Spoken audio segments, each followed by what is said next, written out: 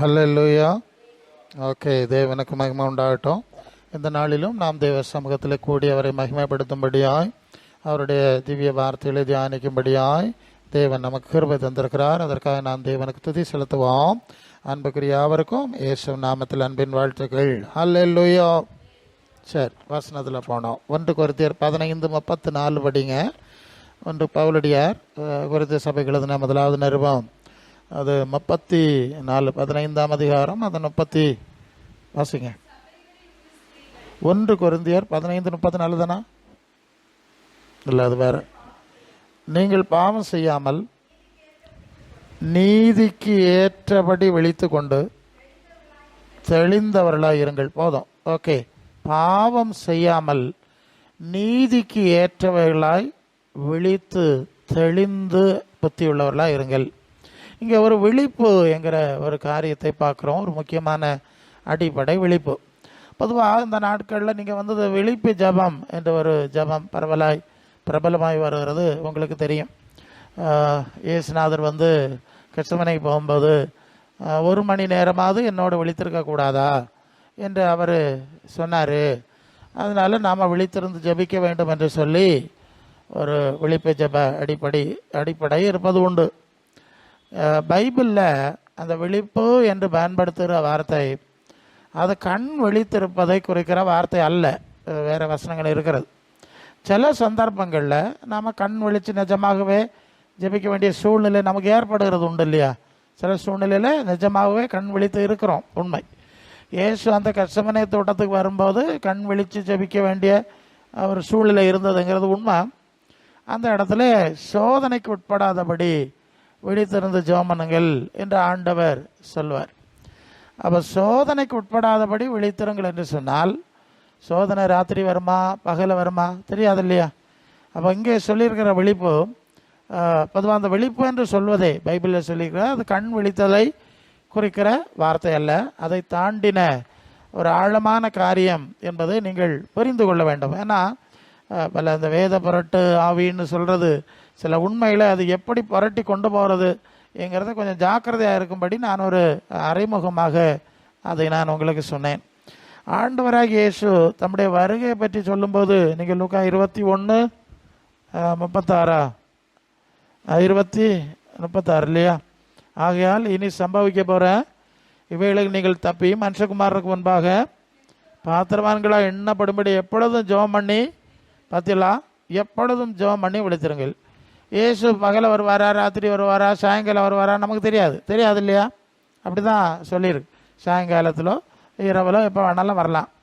அப்போ அதற்கேற்ப ஒரு விழிப்பு இருக்க வேண்டும் என்று சொன்னால் இது கண் விழித்து இருக்கிற ஒரு காரியம் அல்ல. ஏன்னா நைட்டில் தான் கண்ணை விழிச்சிருப்போம், கண் உறங்காமல் விழிச்சிருப்போம். மற்ற நேரம் இருக்க விழிப்பு வேறு. ஸோ இந்த வார்த்தையிலிருந்தும் இந்த விழிப்பு என்று சொல்வது இது சரீர விழிப்பை குறிக்கிற விஷயம் இல்லை. இது நம்முடைய ஆத்மாவினுடைய உள்ளான மனுஷனுடைய விழிப்பு என்பதை நாம் விளங்கி கொள்ள முடியும். எபேசியர்கள் நிருபத்தில் நீங்கள் வரும்போது 5ஆம் அதிகாரத்தில் என்ன வாசிக்கிறீங்கன்னா, நீங்கள் தூங்குகிற நீ விழித்து மரித்தோரை விட்டு எழுந்துரு. 5ஆம் அதிகாரம் 14 இல்லையா? தூங்குகிற நீ விழித்து மரித்தோரை விட்டு எழுந்துருது, அப்பொழுது கிறிஸ்து உன்னை பிரகாசிப்பார். நீ அது சொல்லிட்டு அந்த விழிப்பு எப்படின்னு போட்டிருக்கு, கீழே போட்டிருக்கு பாருங்கள். நீங்கள் ஞானமற்றவர்களை போல நடவாமல் ஞானமுள்ளவர்களை போல கவனமாக நடந்து கொள்ள பார்த்து நாட்கள் பொல்லாத விழ 4 நாள் காலத்தை சரி. அப்போ இங்கே விழிப்புன்னு சொல்லுவது என்னது? ஞானமாய் புத்தியாய் சூழ்நிலைகளை புரிந்து கொண்டு நடந்து கொள்ளுதல் என்ற பொருளில்தான் இது பயன்படுத்தப்பட்டிருக்கிறது என்பதை இங்கே புரிகிறோம். 1 பேதுரு 5ஆம் அதிகாரம் 8ஆம் வசனத்தில் தெளிந்த புத்தி உள்ளவர்களாக இருங்கள், விழித்திருங்கள், உங்கள் எதிராளியாகிய பிசாசானவன் கர்ச்சிக்கிற சிங்கம் போல இவனை விழுங்கலாமோ என்று சுற்றி திரிகிறான். அப்போ இந்த வசனங்கள் எல்லாம் கவனிக்கும்போது இங்கே சொல்லியிருக்கிற விழிப்பு அது ஏதோ கொஞ்ச நேரம் அல்லைன்னா நடுராத்திரி கொஞ்ச நேரம் விழித்திருக்கிற விஷயம் அல்ல. அது அதை விட ஆழமான ஒரு விஷயம் என்பதை நீங்கள் புரிந்து கொள்வீர்கள். சரிதானே? சரி, நான் உங்களுக்கு ஒரு உதாரணத்தை ப்ராக்டிக்கலாக நான் பேசணும். ஒரு முறை நான் நெய்யூர் பக்கத்தில் ஒரு வீட்டில் நான் தங்கியிருந்தேன். இரவு நடு இரவு தாண்டி நான் ரொம்ப நேரம் ஜெபம் பண்ணேன் தான். அப்போ தான் படுத்தேன்னு நினைக்கிறேன். அப்படி லேசாக உறங்கிட்டேன். உறங்கும்போது இப்படி படுத்துருக்கிறேன். அந்த பக்கம் செவரு. அந்த ஸ்ட்ரீட்டில் ஒரு டியூப் லைட்டு ஒரு போஸ்ட்டில் போட்டிருந்து, அதுக்கு வெளிச்சம் கொஞ்சம் போகல அந்த வீட்டுக்கு ஃப்ரெண்டு முற்றத்தில் அடிக்கும். வீட்டுக்குள்ளே அடிக்காது, கொஞ்சம் முற்றத்தில் அடிக்கும். நான் உறங்கிட்டு தான் இருக்கிறேன். இந்த முற்றத்திலோடு ஒரு ஆள் இப்படி கடந்து அந்த பக்கம் போனால் அந்த டியூப் லைட் வெளிச்சம் அப்படி எழுபோல கொஞ்சம் உள்ள அடிக்கும் இல்லையா, அது ஒரு செகண்ட் அப்படி கட் ஆகிட்டு போவோம் இல்லையா, ஒரு ஆள் பாஸ் பண்ணி. அது கட் ஆகிட்டு போச்சா இல்லை அந்த நபருக்கு மேலே வெளிச்சம் அடித்து ஒரு ரிஃப்ளெக்ஷன் நடந்தான்னு எனக்கு தெரியாது. இப்படி படத்தில் கண்ணை மொழி தூங்கி இப்படி இருக்கேன். ஏதோ முன்னால் ஒரு வெளிச்சம் அப்படி செவரில் அடித்தது மாதிரி ஒரு உணர்வு. நான் உடனே எழும்பி உட்காந்துட்டேன். என்ன நடக்குது? ராத்திரி நடக்கிற விஷயம். பார்த்தா பேக்கில் ஒரு சத்தம் கேட்டு, ஏதோ ஒரு பொருள் விழுகுது மாதிரி சத்தம் கேட்டு நான் உடனே கொஞ்சம் அலர்ட் ஆகிட்டேன். வெளியே வரல, வீட்டுக்குள்ளே இருந்து வீட்டுக்குள்ளே உள்ள லைட்டை போட்டேன். ஒரு லைட்டை போட்டுட்டு அப்படியே உட்காந்துருக்கேன். ஒரு ஆள் திருப்பி ஓடி அந்த கேட் சும்மா தான் போட்டிருக்கோம். அந்த கேட்டை அப்படி திறந்து அப்படி அடைச்சிட்டு அப்படி லேசாக விட்டுட்டு போச்சு தான் அந்த கேட்டு போய் அந்த சுவரில் தட்டிட்டு அது லேசாக சவுண்ட் அடிச்சு கிளிங்கன்னு மனசில் ஆயிட்டு. முதல்ல ஒரு ஆள் பாஸ் பண்ணியிருக்கு, ரெண்டாவது கேட்டாவது அப்படி சாத்திட்டு போனாலும் அது போய் தட்டிட்டா கிளிங்கன்னு சத்தம் கேட்டு. சரி, நான் ராத்திரி ரொம்ப நேரம் ஜோம் பண்ணிவிட்டு சரி அதுக்கப்புறம் வரங்கன்னு நினைக்கேன். காலையில் எழும்புனா பக்கத்தில் எல்லாம் சொல்லாமல் அங்கே எல்லா வீட்டிலையும் திருட்டு நடந்திருக்கு, களவு நடந்திருக்குன்ட்டு பரபர ஒருத்தர் சொல்லாவ அதை காணையில் இங்கே திருட்டு நடந்திருக்கு, அதை இது பண்ணியிருக்கு. அப்போ நான் வீட்டுக்கு பேக்கில் போய் பார்க்குறேன். அந்த ஜன்னலில் ஒரு கம்பி, அது ஒரு பழைய துருப்பிடிச்ச அந்த கம்பியை தள்ளி உடைச்சிருக்கான். உடச்சி அது கீழே விழுந்தில்ல, அந்த சவுண்டு தான் எனக்கு கேட்டது. நான் அதுக்குள்ளே லைட்டு போட்டேன்ல, மறந்துட்டேன்.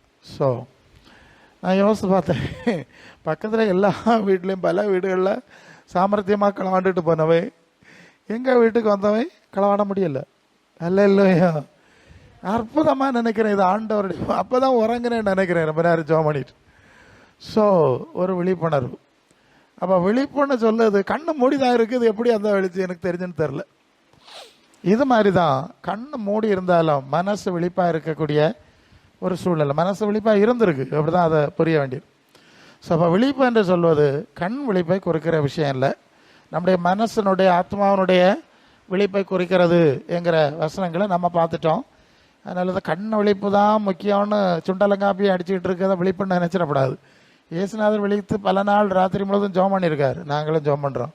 கொட்டும் கிடையாது, பாட்டும் கிடையாது, சுண்டலும் கிடையாது, காப்பியும் கிடையாது, கூட்டுக்கு ஆளும் கிடையாது.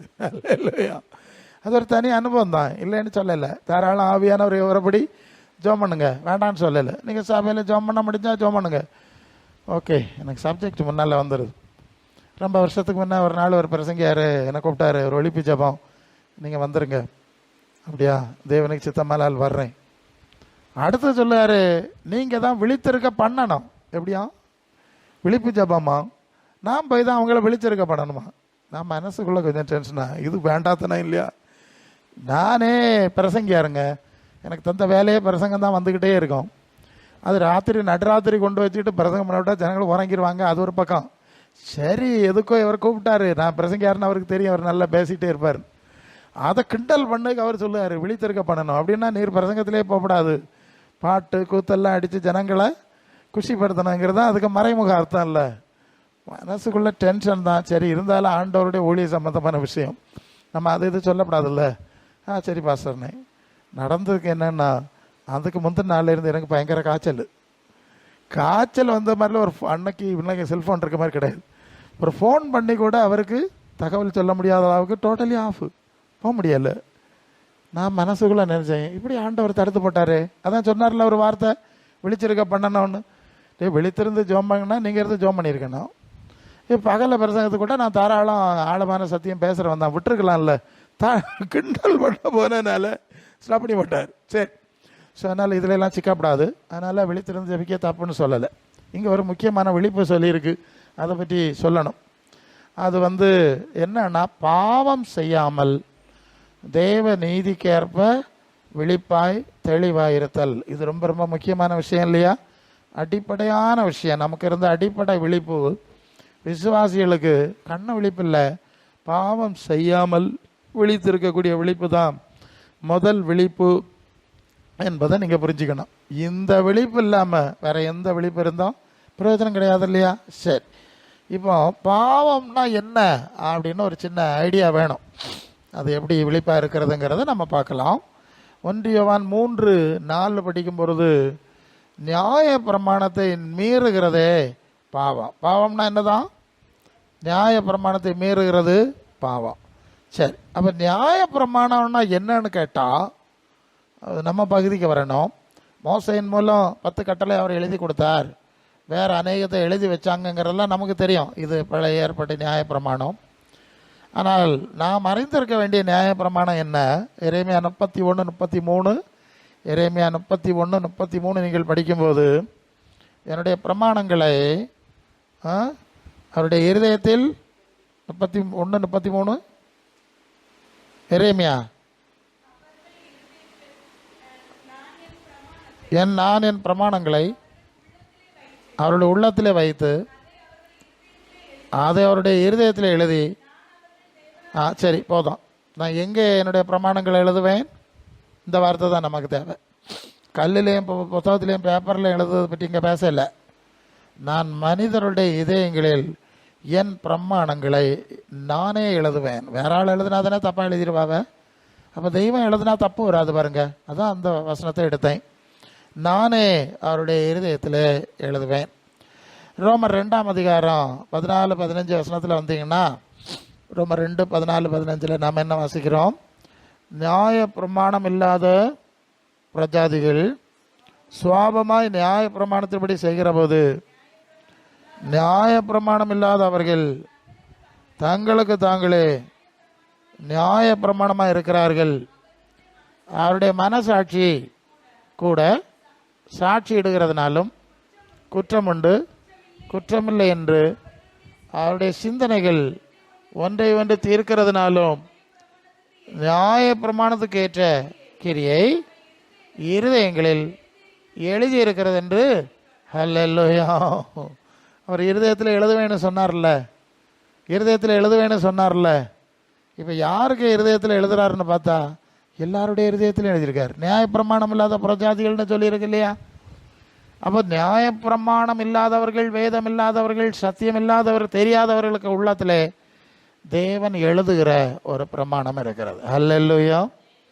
இதை நீங்கள் 1 தீமோத்தேயு 1:5-6 தானே. கற்பனையின் பொருள் என்னவென்றால் சுத்த இருதயத்திலும் நல்ல மனசாட்சியிலும் மாயமற்ற விசுவாசத்திலும் பிறக்கும் அன்பு.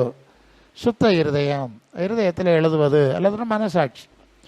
அதாவது இந்த மனசாட்சி படி நாம் நடக்கும்போது, ஏன்னா இது தப்பு சரின்னு ஒரு வித்தியாசத்தை அதை காட்டி தர்றதுனால, குற்றம் உண்டு குற்றமில்லை என்ற ஒரு வித்தியாசத்தை காட்டுகிறதுனால, தேவனுடைய பிரமாணம் எழுதி இருக்கிறதுனால நாம் மனசாட்சிப்படி நடக்கும்போது தேவ நியாய பிரமாணத்தை நிறைவேற்றுகிறோம். அல்லையா? ரொம்ப நுட்பமான விஷயம், கொஞ்சம் கவனமாக இருக்கணும்.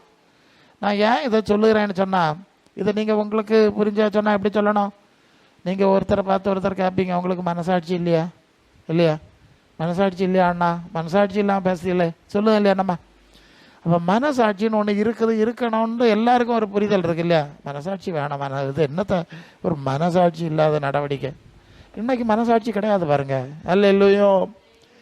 அப்போ அப்படி போய் கொண்டிருக்கிறது. சொல்லு, அவன் மனசாட்சி படியெல்லாம் நடக்க முடிஞ்சா உலகத்தில் நடந்தால் உலகத்தில் வாழ முடியாது. பிரசங்கியாரு உள்ளாமா?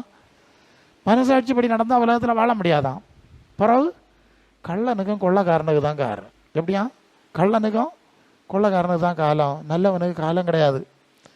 மனசாட்சியை கட்டினப்படுத்திட்டு வாழ தெரிஞ்சாதான் வாழ முடியுமா?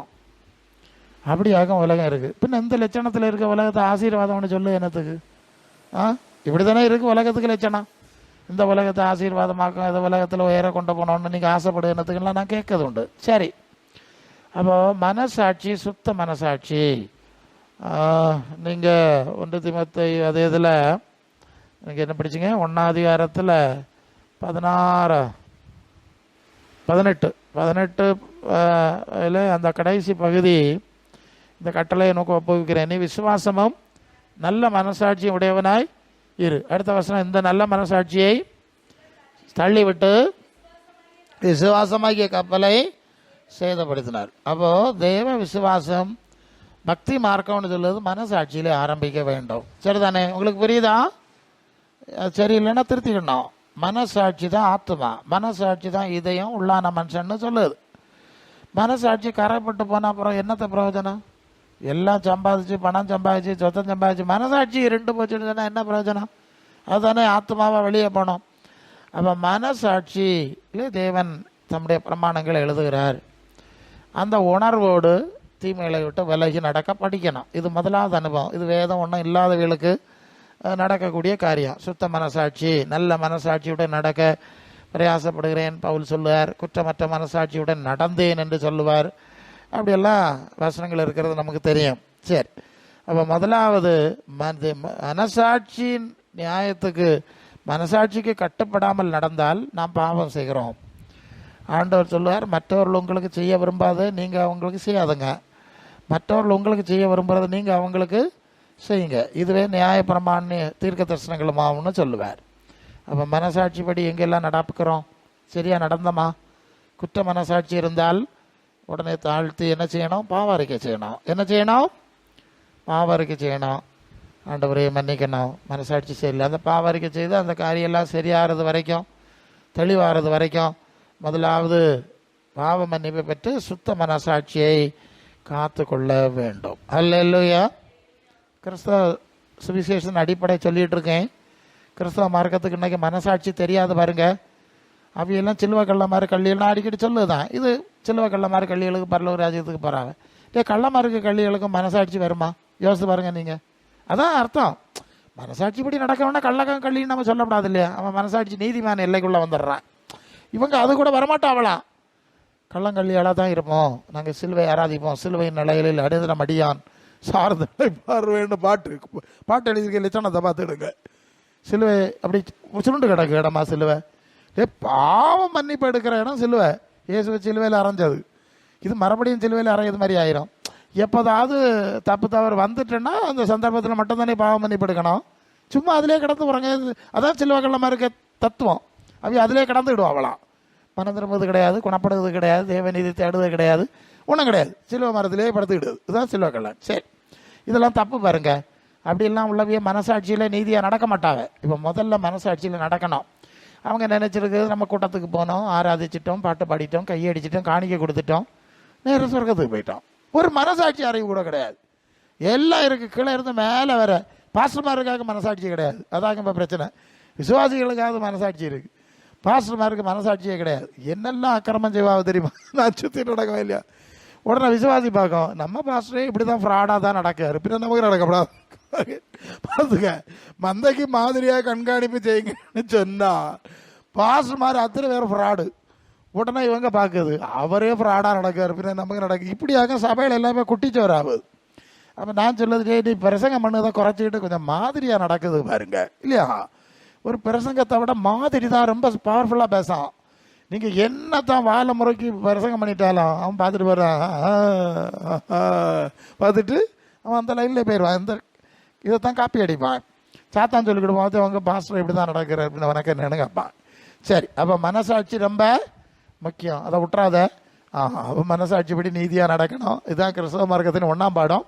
விழிப்பாக இருப்போம். அதான் பாவத்துக்கு நீங்களாகி பாவம் செய்யாமல் விழிப்பாக இருக்கணும்னா என்னென்ன விஷயம் வேணுங்கிறதாக ஆவியானவர் பேசுகிறது. அப்போ முதல் மனசாட்சி அறிவு உள்ளவங்க மட்டும், அதுக்கு கட்டுப்பட்டு நடக்கிறவங்க மட்டும் தான் பாவத்திலேருந்து என்ன செய்ய முடியும்? தப்ப முடியும். அப்படி இல்லாத ஆளுகள் பெரிய பக்தன் எப்படி சொன்னாலும் தப்ப முடியாது. மனசாட்சி கட்டவும் விழுவான், கண்டிப்பாக விழுவான். ஜாக்கிரதையாக இருப்போம். 2வது எபிரேயர் 1ஆம் அதிகாரம் 1ஆம் வசனத்தில், பூர்வ காலங்களில் பங்கு பங்காய் வகை வகையாய் தீர்க்கதரிசிகள் மூலம் பிதாக்களுக்கு திருவளம் பெற்றின தேவன் இந்த நாட்களில் கடைசி நாட்களில் குமாரன் மூலம் யாருக்கு நமக்கு அடுத்த ஒரு வேத பொருட்டாக சொல்லி தரணும்.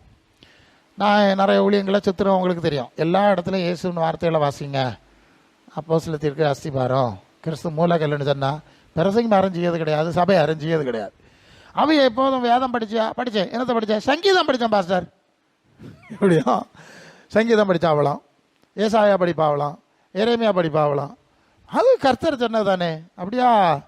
அது யாருக்குள்ள எழுதுனது? அது சரியா வாசி, எபிரேயர் 1:1. பிதாக்களுக்கு சொன்னது இல்லையா? அது தீர்க்கதரிசிகள் மூலம் பிதாக்களுக்கு திருவுளம் பெற்றினார், நமக்கு குமாரன் மூலம் நமக்கு திருவுளம் பெற்றினார் எழுதியிருக்கு இல்லையா? அப்போ இயேசுவை கொண்டு நமக்கு பேசினார் இல்லையா? அதை ஏன் இல்லாமாக்குனிய? இதுதான் பிசாசுக தந்திரம். அதுவும் கர்த்தர் சொன்னதானே, சொல்லியிருக்கலாம். இப்போ குமாரன் மூலம் பேசினதுக்கு உனக்கு இயேசுனுக்கு ரத்தம் வேணாம்.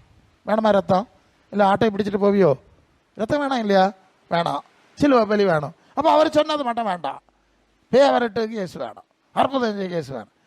நான் கேட்பேன், அப்போ ஒன்று செய், சங்கீதத்தை படிச்சுக்கிட்டு பே வந்தோடனே தாவீதை கூப்பிடு, அதுதானே நியாயம்.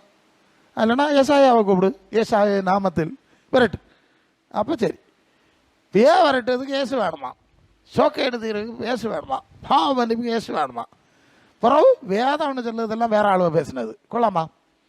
அதில் பிரசங்கி மாதிரி அக்கிரமமாகும். நான் சொல்லுவேன், முதல்ல அப்போ இயேசு சொன்னது மூலக்கல் இல்லையா?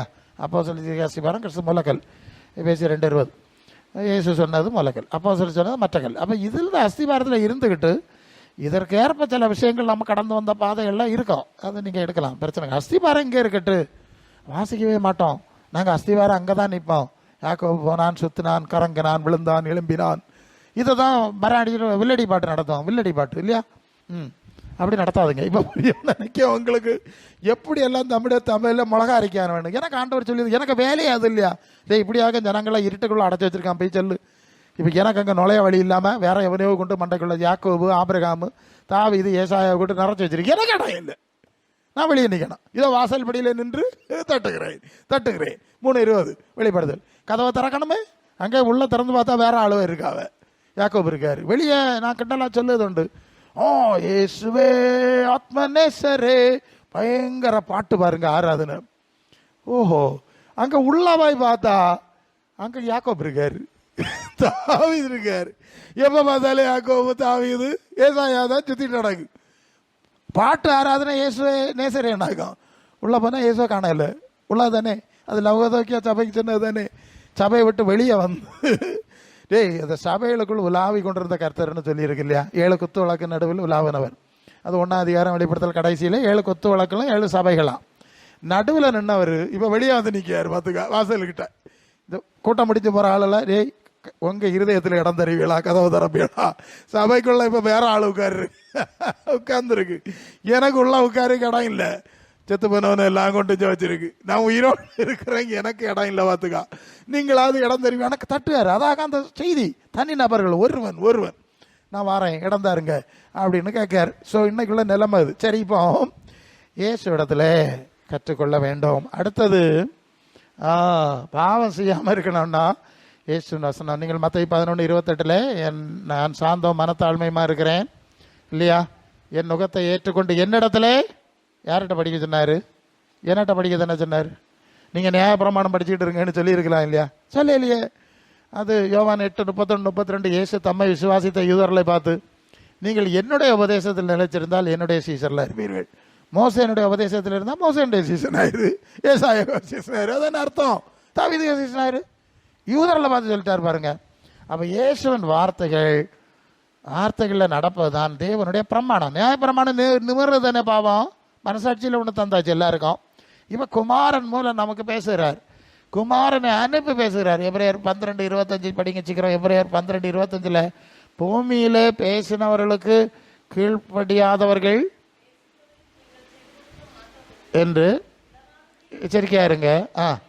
ஏனெனில் பூமியிலே பேசினவர்களுக்கு மாட்டோம் என்று தப்பி போகாமல் இருக்க பரலோகத்திலிருந்து வந்து பேசினவருக்கு விட்டு விலகினால் எப்படி? அதுதான் விஷயம். பார்த்தீங்களா, பூமியில் உள்ள மனுஷர்கள் மூலமாய் தீர்க்கதரிசிகள் மூலமாய் பேசினார். எபிரேயர் 1:1 அவர்கள் சொன்னதை கேட்காத ஆளுகளே தப்பி போவேல. இப்போ பரலோகத்தில் இருந்த தேவகுமாரன் பேசினா அவர் சொன்னதை கேட்காம போனா எப்படி தப்புவியன்னு கேட்காரு. இப்போ புரியுதா? இயேசுனுடைய வார்த்தையினுடைய முக்கியத்துவத்தை நீங்கள் புரியணும். யோவான் 6:38 நான் என் சித்தத்தின்படி அல்ல, என்னை அனுப்பின பிதாவின் சித்தத்தின்படி செய்யவே வானத்திலிருந்து இறங்கி வந்தேன். அல்ல இல்லையோ? வானத்திலிருந்து இறங்கி வந்த தேவகுமாரன் இறங்கி வந்தேன். நான் சுயமா பேசல, என் பிதா எனக்கு கற்பிக்கிற அப்படி பேசுகிறேன். பரிசுத்த ஆவியானவர் போதிக்கிறது பேசுகிறேன்னு சொல்லி ரொம்ப அதை டிஃபைன் பண்ணி கன்ஃபார்ம் பண்ணி சொல்கிறத பார்க்குறோம். யோவான் 18:37 படிங்க. யோவான் 18:37. பிலாத்து அவரை நோக்கி, அப்படியானால் நீர் ராஜாவோ என்றான். இயேசு பிரதித்திரமாக, நீர் சொல்லுகிறபடி நான் ராஜாதான். சத்தியத்தை குறித்து சாட்சி கொடுக்க நான் பிறந்தேன். இதற்காகவே நான் இந்த உலகத்தில் வந்தேன். சத்தியவானவன் என் சத்தம் கேட்கணும். அல்லேலூயா. அப்போ தேவனுடைய பிரமாணம் அடுத்தது எங்க இருக்குன்னா, குமாரன் மூலம் நமக்கு வெளிப்படுத்தப்பட்டிருக்கிறது. அல்லேலூயா. மனசாட்சியில் வெளிப்படுத்தல் லெவலில் நடந்துருங்க. அதுக்கடுத்து ஆண்டவருடைய வசனத்தை வாசிங்க. அதன் மூலம் வெளிப்படுத்திருக்கிற சத்தியங்களை நாம் புரிந்து கொண்டு நடக்கும்போது தேவனுடைய நியாய பிரமாணத்தில் நடக்கிறோம், பாவத்துக்கு தப்புறோம். சரிதானே? நீங்கள் வாசிக்கணும், ஒழுங்காக வாசிக்கணும். கையில் எழுதி பதிச்சு தந்தாச்சு இல்லையா? அது ஓசியா 8:12 சொன்ன மாதிரி, என் வேதத்தின் மகத்துவங்களை எழுதி கொடுத்தேன், அதை அந்நிய காரியமாக எண்ணினார்கள்னு இஸ்ரவேலர்களை பற்றி சொன்ன மாதிரி என்னுடைய வேதத்தை பதிச்சு கையில் கொடுத்தேன். அதை தூர போட்டுவிட்டு 41 நாள் 41 பிரசங்கி அப்படியெல்லாம் நடக்குது இல்லையா? இப்படி வட்டங்கரம் கேட்டு வண்டிங்கரம் எடுத்துகிட்டு வாசல் கூடாரானு ஓடுகாவ அப்படின்னு இப்போ நாளைக்கு சொல்லக்கூடாது. அல்ல இல்லையா? எவ்வளோ இதை படி, இதை அடிக்கடி சொல்லுதான். சரி, அப்போ இதில் விழிப்பாக இருக்க வேண்டும். மூன்றாவது, யோவான் 16:13 வரும்போது எல்லாம் வேத பாடம் மாதிரி தான் இருக்கும். எனக்கு கட்டுக்கதை பேச தெரியாது. யோவான் 16 எல்லாம் மனசில் வச்சு தியானிச்சு அப்படி நீங்கள் நடந்தால் அதற்கேற்ற தேவ கிருபைகளும் அங்கீகாரம் அதிகாரம் உங்களுக்கு கிடைக்கும். இல்லை பூசை காண கத்தோலிக்கர் போகிற மாதிரி நீங்கள் ஞாயிற்றுக்கிழமை ஒரு நாள், இடநாள் 2 நாளாக அடுத்து இப்படி வந்து பூசை காணக்கு போயிட்டு வந்துட்டீங்கன்னா பிரயோஜனம் வரப்படாது. இப்படி ஒரு பிரசங்கம் தேவையில்லை இல்லையா? மெனக்கட்டு. சரி, உங்களுக்கு புரியும். எல்லாம் மனசில் வசனத்தின்படி நடக்கணும். யோவான் 16:13 சத்திய ஆவியாகிய அவர் வரும்போது சகல சத்தியத்துக்குள்ள உங்களை இப்போ அடுத்தது ஆண்டவருக்கு கீழ்ப்படியும் போது யோவான் 14:15 சொன்ன மாதிரி என் வசனத்துக்கு கீழ்ப்படிவார்கள், நான் அவர்களுக்கு ஜெபம் விண்ணப்பம் பண்ணுவேன். பரிசுத்த ஆவியாகிய சத்திய ஆவியாகிய தேற்றரவாளனை தேவன் அவர்களுக்கு கொடுப்பார். இந்த ஆவி சத்தியத்திலே நடத்துகிற ஆவி. அடுத்தது கவனிங்க. பந்தகோசக்காரன் நினச்சிக்கிடுதுன்னு சொன்னால் பரிசுத்த ஆவினா கை கால் உதறது தான், துள்ளுதும் குதிச்சுதான் அந்நிய பாஷை பேசுறது மட்டும் தான் நினச்சிக்கிடுவாங்க. அப்படி இல்லை. யோவான் 4:24 தேவன் ஆவியாக இருக்கிறார். அல்ல இல்லையோ? அப்போது ஆவியாக இருக்கிற தேவன் நமக்கு கற்றுக் கொடுக்கிறவர், அவர் பேசுகிறவர். பேசுகிறான் இல்லையா? அப்போ தேவன் எவ்வளோ பேசணும்? அவர் அப்போ ஆவியானவர் உங்களுக்கு கற்றுக் கொடுக்குறாரா? எனக்கு நிறைய கற்றுக் கொடுக்குறாரு. அவர் கற்றுக் கொடுத்து தான் பேசிகிட்டே இருக்கேன். இல்லை சுயமாவன எனக்கு தெரியாது. அவர் கற்றுக் கொடுக்குற தேவன். 15:26 யோவான் படித்தா சத்தியாவி வரும்போது நான் உங்களுக்கு சொன்ன விலை நேனாய் போட்டுவார். ஹல்லேலூயா. ஆதி திருச்சபை காலத்தில் இந்த பைபிள் கிடையாது பாருங்க. இந்த பரிசுத்த ஆவியானவர் வந்து தான் இயேசு என்ன பேசினாரோ அதெல்லாம் நினை போட்டுக்கிட்டே இருந்தார். வேதம் இயல்பாய் அவங்க மனசில் இயேசு சொன்ன உபதேசம் எல்லாம் அந்த ஆவியானவரே நினை போட்டு கொண்டிருந்தார் என்கிறத நாம் பார்க்குறோம். ஹல்லேலூயா. என்ன புரிஞ்சிய? சத்திய ஆவியானவர் உங்களுக்கு போதிக்க வேண்டும், அவர் போதிக்கிறபடி நடக்கணும். அது 1 யோவான் 2:27 படியுங்கள். நீங்கள் அவராலே பெற்ற அபிஷேகம் உங்களில் நிலைத்திருக்கிறது, அந்த அபிஷேகம் உங்களுக்கு போதிக்கிறது, அந்த அபிஷேகம் சகலத்தையும் குறித்து உங்களுக்கு போதிக்கிறது, அது சத்தியமாக இருக்கிறது, அது பொய்யல்ல, போதிக்கிறபடியே நிலைத்திருப்பீர்கள். அதுக்கு வசனம் போட்டிருக்கு, ஒருவன் உங்களுக்கு போதிக்க வேண்டுவதில்லைன்னு போட்டிருக்கு. அப்படின்னா பரிசுத்த ஆவியானவர் போதிக்கிற அளவுக்கு யாரும் போதிக்க முடியாது. அதுக்கு பிறகு தான் மற்ற பிரசங்கிமார் இருக்காவ. பரிசுத்த ஆவியானவர் போதிக்கிற அளவுக்கு போதிக்க நீங்கள் கீழ்படிச்சு நடந்தால் அவங்களுக்கு பிரசங்கிமார் என்னத்துக்கு? இல்லையா? அது இல்லாதனால இல்லையா எவ்வளோ சொல்ல வேண்டியிருக்கு, விளக்கி சொல்ல வேண்டியிருக்கு. சரி, அல்லது அந்த அனுபவத்தை அடையாதபடினாலே. அப்போது பரிசுத்த ஆவியானவர் போதிக்கிறவர், அதற்கு கீழ்ப்படிஞ்சு நடக்கணும். இப்படி நடக்கும்போது தான் அந்த மனநிலை, அந்த தன்மை, சிந்தனை தன்மை இல்லையா, அதனுடைய போதனையில் நடக்கும்போது தான் ரோமர் 12:2 நீங்கள் இந்த பிரபஞ்சத்துக்கு ஏற்ற வேஷம் தெரியாமல் தேவனுக்கு பிரியமும் நன்மையும் பரிபூர்ண சித்தம் இன்னதென்று யார் பகுத்தறியணும்? நம்ம தானே பகுத்தறியணும். மனம் பகுத்தறியத்தக்கதா உங்கள் மனசு புதிதாகி மறுரூபமாகும். உங்கள் மனசுக்கு ஒரு தகுதி வந்துடும். இந்த பரிசுத்த ஆவியானவர் உங்களுக்குள்ளே செயலாற்றும் போது ஆட்டோமேட்டிக்கலி ஒருத்தரும் சொல்லாண்டா அப்படியே ஒரு பகுத்தறிவு. அதான் பகுத்தறிவுன்னு சொன்னேன். அந்த நன்மை தீமை குற்றம் உண்டு குற்றமில்லை என்று பகுத்து பார்க்கறது ஒன்று பார்த்தோமே, மனசாட்சி பிரமாணம். அதை பரிசுத்த ஆவியானவர் அதை தான் செய்யாராம். பற்றியெல்லாம் அல்ல இல்லையா? அதை தான் அந்த பரிசுத்த ஆவியானவர் வந்து நமக்குள்ளே கூர்மைப்படுத்தி செயல்படுத்துகிறார். இதில் நீங்கள் தெளிவாக இருக்கணும். அதனால தான் பிலிப்பியர் 4:8 உண்மை உள்ளவைகள், ஒழுக்கமுள்ளவைகள், கற்புள்ளவைகள், அன்புள்ளவைகள், நற்கீர்த்தி உள்ளவர்கள், புண்ணியம், புகழ் சிந்தித்து கொண்டே இருங்கள். எப்படி? நம்முடைய சிந்தனையை பற்றி சொல்லியிருக்குங்க. பரிசுத்த ஆவியானவர் நம்முடைய மனசில், நம்முடைய சிந்தனையில் இப்படிப்பட்ட காரியங்களை குறித்த அறிவையும் சிந்தைகளையும் கொடுக்குறார். அந்த பக்குவம் நமக்கு வரணும். நம்முடைய சிந்தை அப்படியே இருக்கணும். அதான் கிறிஸ்து இயேசுவுடைய சிந்தைன்னு பிலிப்பியர் 2:5 சொல்லுது. நம்முடைய சிந்தை வேறு சிந்தை இருக்கக்கூடாது. இப்படி நடக்கும்போது நாம் பாவத்துக்கு தப்பித்து கொள்ளலாம். அதுதான் நமக்கு பிரச்சனை. பாவம் செய்யாமல் நீதிக்கேற்ற தெளிந்தவர்களாக இருக்கிறது, வெளிப்பாக இருக்குது எப்படிங்கிறதான் சப்ஜெக்டு. மனசாட்சி, ஆண்டவருடைய வசனம், அப்புறம் ஆவி. அதான் பழையற்பாட்டு ரொம்ப பிடிச்ச போனால் கோலியாத்தை எறிஞ்ச கதை வந்துடும். பரவாயில்ல, நான் சொல்லியிருக்கேன் இல்லையா? கோலியாத்தை எறிஞ்சான், மற்றவனை வெட்டி கொண்டான், நான் அடிப்பேன், வெட்டுவேன், கல்லறைவேன்னு சொல்லுவான். நான் சொல்லியிருக்கேன் உங்களுக்கு. அப்படிலாம் சிக்கிறான். அதனால தான் சொல்லுது. சொல்லியிருக்கேன் இல்லையா? ஒரு பிரசங்கியார் ஊழியம் செஞ்சார். ஒருத்தன் ரொம்ப கெட்ட வரதெல்லாம் பேசிட்டான், பயங்கரமாக பேசி. அதனால் இவருக்கு புறத்து பார்த்தாரு, பிறக்கலை. பார்த்தாரு, கீழே பார்த்தாரு, ஒரு கல் கிடந்து, எடுத்து வீசி விட்டார், தலையில் போய் விழுந்து பெரிய பிரச்சனை ஆகி போயிட்டு அவனை ஆஸ்பத்திரிக்கெல்லாம் கொண்டு போய் இப்படியே பழச்சிக்கிட்டான். பெரிய பிரச்சனை. பிரசங்கி கல்லடை தெரிஞ்சு போட்டான், மற்றவனை வச்சு ஏது வெளியே வராது பாருங்க. இதுதான் வர்றான். போய் அதுக்கு காத்துட்டு இருப்பான், எப்படா இவன் மாட்டுவான். பக்கத்தில் போலீஸையும் கொண்டு நடத்துவான். உடனே கையோட பிடித்தார்கள், வலை வீசி பிடித்தார்கள். சாத்தானுக்கு சாமர்த்தியமாகும். நம்ம பொறையில் மாட்டுறதுக்கு ஒரு பொறையை வச்சுக்கிட்டு அங்கே ஆளை விட்டு விடுவான். இவன் இதில் விழுவான், பார்த்துங்க, மாட்டுவான், உடனே அமைக்கிருங்க, ஓடிடக்கூடாது. அப்படி தாவீது சொல்லுவான் இல்லையா, கண்டி தரைத்தது குருவி தப்பினது. அப்படியெல்லாம் கண்ணியில் நிறைய பேர் மாட்டினோம். தெரியாது இல்லை நமக்கு, இது எது கண்ணின்னு யாருக்கு தெரியும்? மாட்டி ஆண்டவர் வந்து கண்ணி அறுத்து விடுவிச்சதுனாலே உயிரோடு இருக்கான். அல்ல இல்லையா? இந்த உலகத்துக்கு சாமர்த்தியம் அது. சரி, இப்படி அவன் எல்லாம் பல கண்ணிகள்லாம் வைக்கிறதாங்க. அப்போ இதில் தப்பி போனவன்னு சொன்னால் நமக்கு இந்த மாதிரிப்பட்ட அனுபவம் வேணும் பாவத்துக்கு. அப்போ அவர் என்ன செஞ்சிட்டாருன்னா, இவர் பழைய பாட்டு படித்து ரொம்ப அதிலே உருண்டவர் இல்லையா, அவருக்கு கோலியாத்து கதை ஞாபகம் வந்துட்டு. அதான் சொல்லு, வேற ஒரு பிரசங்க பாஸ்டர் இதை கேள்விப்பட்டிருக்காரு பிரசங்கியார். அவருக்கு வெறும் பழக்கம் உள்ளவர். இவர் கேட்டாராம், போய் நம்ம ஊழியத்துக்கு வந்துட்டேன் இல்லையா, நீர் கல்லடை தரையில்லாமா கேட்டால் அவர் சொல்லாரான், அது தாவீது கோலியத்தை கல்லடை தெரிஞ்சு தானே போட்டான், அவன் இறஞ்சப்பட இறந்து சரியான நான் இறந்து தப்பான்னு கேட்காரு. கொள்ளாமா, இதாக அங்கே போகாதேன்னு சொல்லுது. மரியாதையை ஏசுறதுக்கு பின்னால் பாவத்தில் சிக்கிடுவான். இப்போ பிடிச்சிருக்கோம் நினைக்கேன். சரி, அதான் கிறிஸ்தவ கோலம் இந்த மாதிரி கிடந்து அடிப்படி வச்சானுவேன். இங்கே வெட்டு குத்து தானே எப்போ பார்த்தாலும் பிரசங்கம்.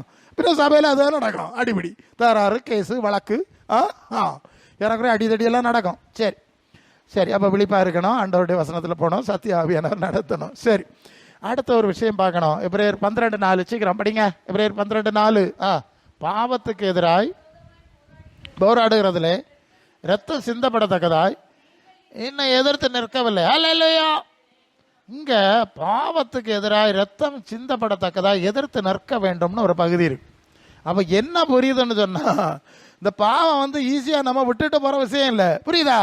நீங்க ஒதுங்கி போறவன உங்க ஒதுங்கி போயிடணும்னு நினைக்கிறீங்களோ, அவனும் ஒதுங்காது, அது சண்டைக்கு வளைஞ்சுக்கிடுது. அப்போ அங்க பாவத்துக்கு எதிராக யுத்தம், வேற யுத்தம் கிடையாது. வார்த்தையை சரியா பார்க்கணும். யுத்தம் பண்ணக்கூடிய ஒரு தேவை ஏற்படுகிறது. ஏன்னா 1 யோவான் 3:8 பாவம் செய்கிறவன் பிசாசினால் உண்டாயிருக்கிறான் அப்படின்னு இருக்கு. அப்போ பாவம் செய்ய வைக்கிறது பிசாசு. லூக்கா 4:5 பிசாசு சொல்கிறான், உலகம் முழுசும் எனக்கு கையில் இருக்குன்னு சொல்லுகிறான். அப்போ நம்ம பாவத்தினுடைய பிரசன்னத்துக்கு நடுவில் இருக்கிறோம். சரிதானே? பாவத்தின் வல்லமை, பாவத்தின் பிரசன்னம். பாவம்னா தேவ பிரமாணத்துக்கு எதிராக செய்யதான். அவர் புசிக்கப்படாதுன்னு சொன்னால் நீங்கள் புசின்னு சொல்லணும். ரொம்ப ஈஸி. ஆமாம், இப்படி பாவ பிரமாணத்தினுடைய நடுவில், பாவத்தினுடைய பிரசன்னத்தின் நடுவில் தான் நம்ம இருக்கிறோம். அதான் 1 யோவான் 5:19 உலகம் முழுவதும் பொல்லாங்கனுக்குள் கிடக்கிறது. ஹல்லேலூயா. அப்போ உலகம் பண்ணால் பாவம் தான். பாவம்னா உலகம், உலகம்னா பாவம். ஏன்னா பிசாசுக்கு ஆட்சிங்க தான் இருக்குது.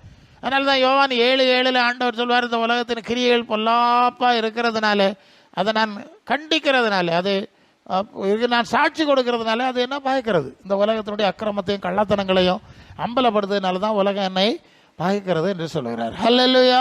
இப்போ என்ன புரிஞ்சுங்க? பாவத்தின் வல்லமை நடுவில் நம்ம இருக்கிறோம். பாவத்தின் அதிகாரியாகிய பிசாசனுடைய ஆளுகை நிறைஞ்ச உலகத்திலே நாம் இருந்து கொண்டிருக்கிறோம். அதனால தான் எபேசியர் 6:12 மாம்சத்தோடு ரத்தத்தோடும் அல்ல, அதிகாரம், துரைத்தனங்கள், வானமண் பிரபஞ்சத்தின் லோகாதிபதிகள், வான மண்டலங்களோட பொல்லாத ஆவியின் சேனைகளோடு நமக்கு போராட்டம். பார்த்துக்கிடுங்க, மான வரைக்கும் பாவத்தின் வல்லமை இருக்கு இல்லையா? உலகத்தில் இருந்து ஆரம்பிச்சு வானமண்டலம் வரைக்கும் பாவத்தின் ஆளுக வல்லமை இருக்கிறதுனால தான் நாம் பாவத்துக்கு எதிராக போராட வேண்டிய ஒரு சூழல் இருக்கிறது. போராடி, நீங்கள் பைபிளில் போட்டால் பல ஏற்பாடுலையும் சம்பவங்கள் இருக்குது.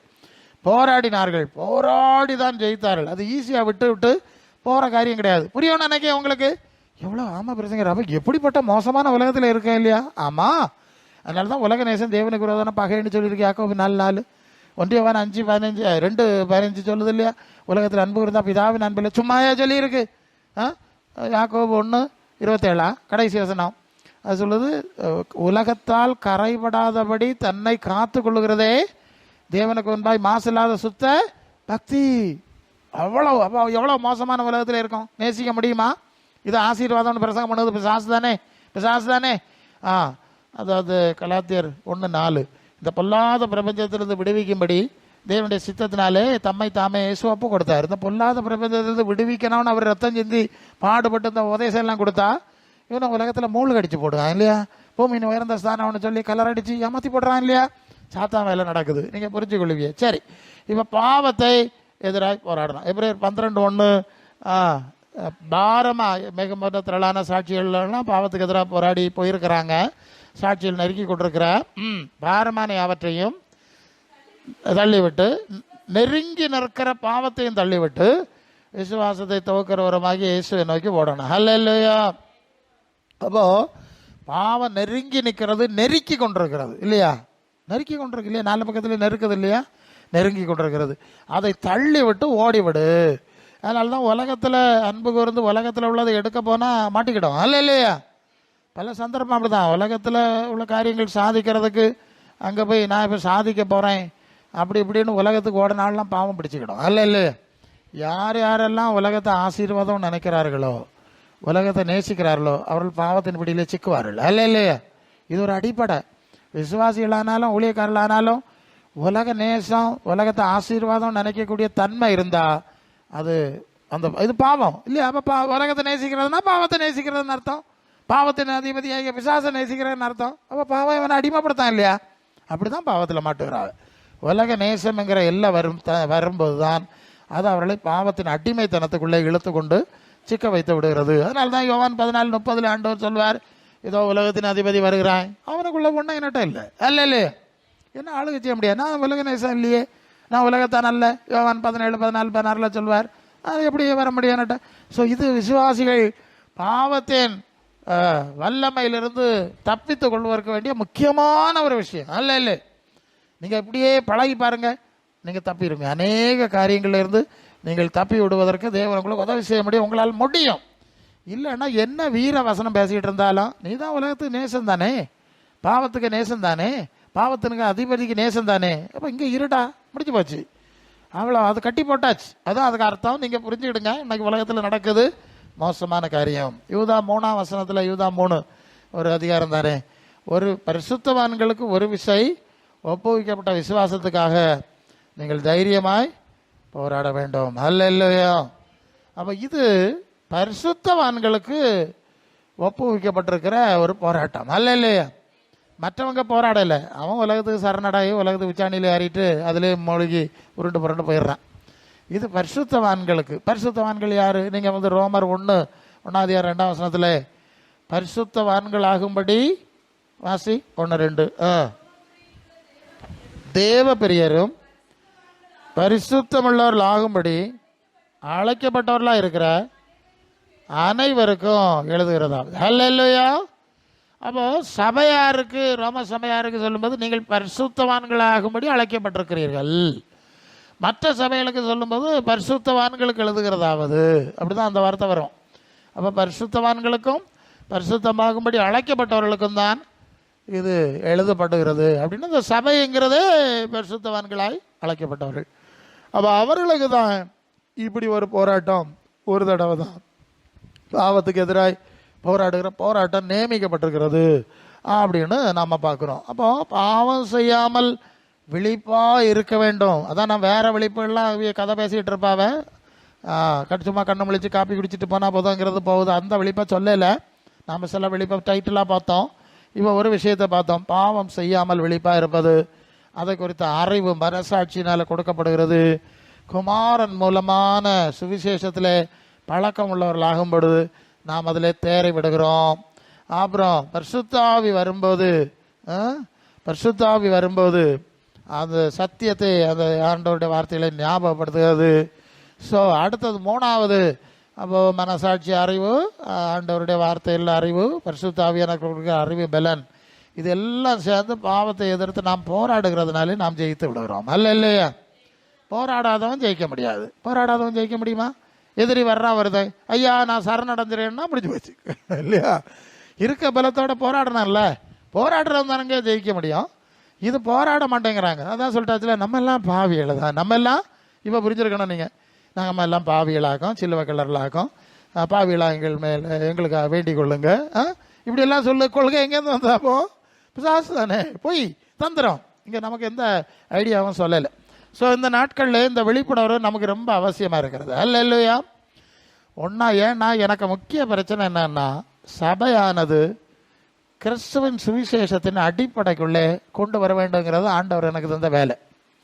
அப்போ அது எப்படி கொண்டு வரேன்னா, இயேசு ரசிக்கிறாரு, பாவங்களை மன்னிக்காரு, பாவிகளெல்லாம் சொர்க்கத்தில் சேர்க்காரு, இப்படி சொல்லிகிட்டு இருந்தா எப்படிங்க கிறிஸ்துவின் சபையை ஒழுங்குபடுத்த முடியும்?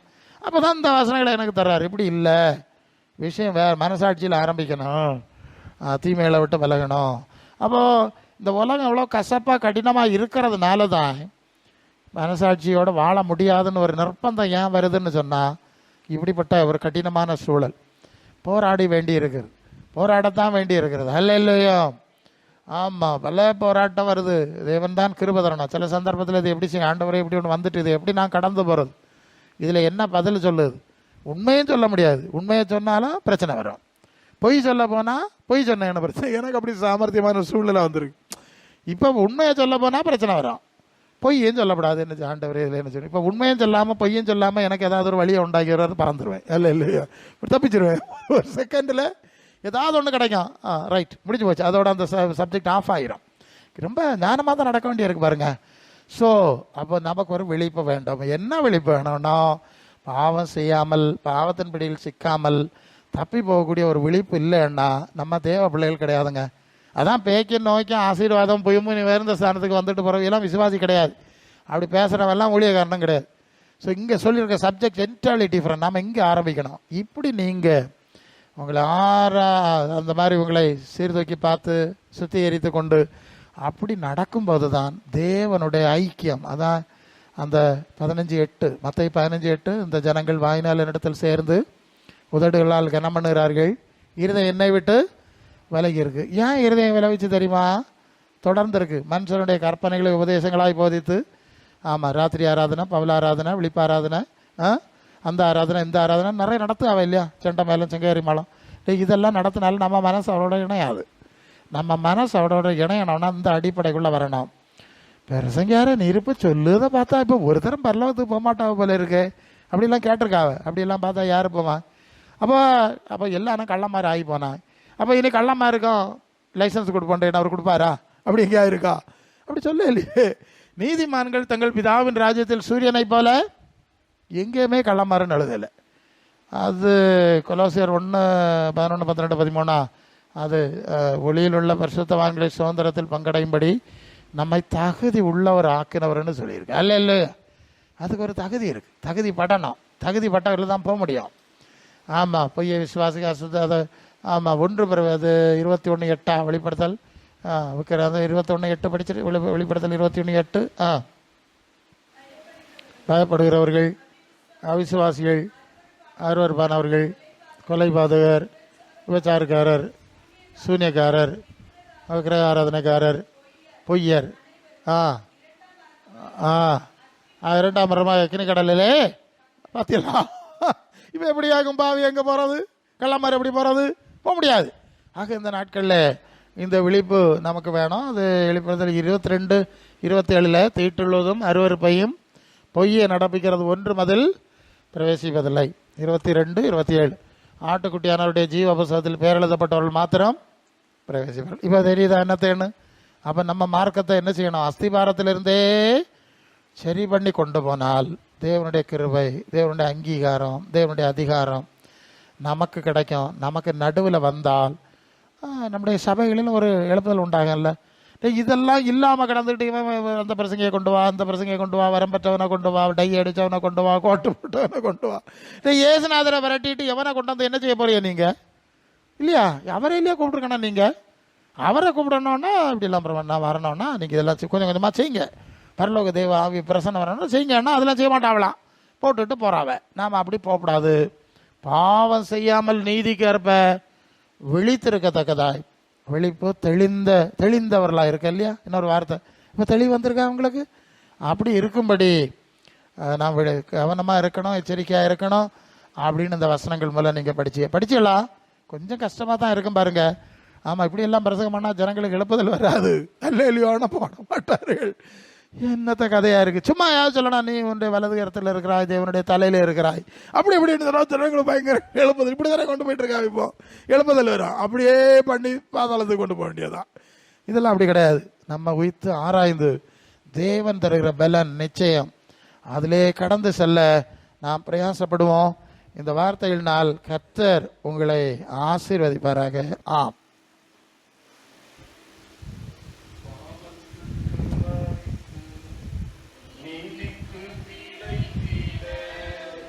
பாவத்திற்கு நீதிக்கு பிழை